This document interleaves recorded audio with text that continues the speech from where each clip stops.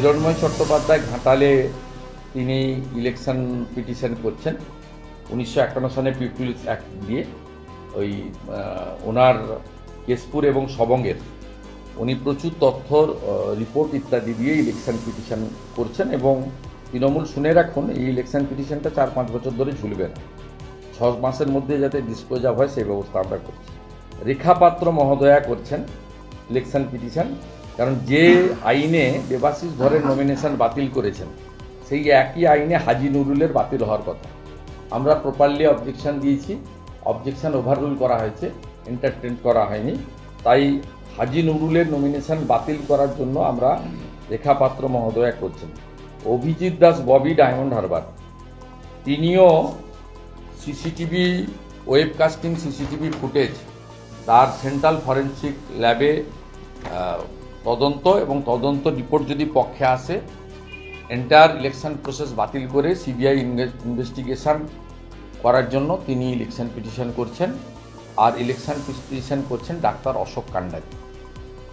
এই 4টা election petition মঙ্গল বুধবার দিনই কলকাতা হাইকোর্টে ফাইল করার সিদ্ধান্ত হয়েছে। এক্ষুনি আমি প্রার্থীদের সঙ্গে মিটিং করেছি।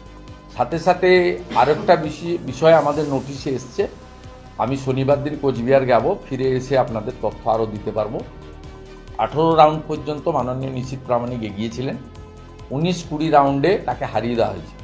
এবং খুব আশ্চর্য হয়ে যাবেন, যেটা কোনো এই জয় পরাজয় দিল্লির সরকার রাজ্যের ফল নিয়ে আপনারা সবাই ব্যস্ত হয়ে গেছিলেন, আমরাও ব্যস্ত হয়ে গেছিলাম, সবাই মিলে ওভারলুক করে গেছি আমরা।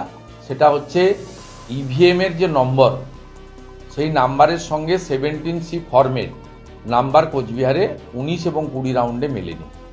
এবং এর জন্য যারা প্রতিবাদ করেছিলেন ভারতীয় জনতা পার্টির 2জন গণনা এজেন্টকে হলের মধ্য থেকে গণনা শেষ হওয়ার আগে জেলা শাসকের নির্দেশে পুলিশ গ্রেপ্তার করে।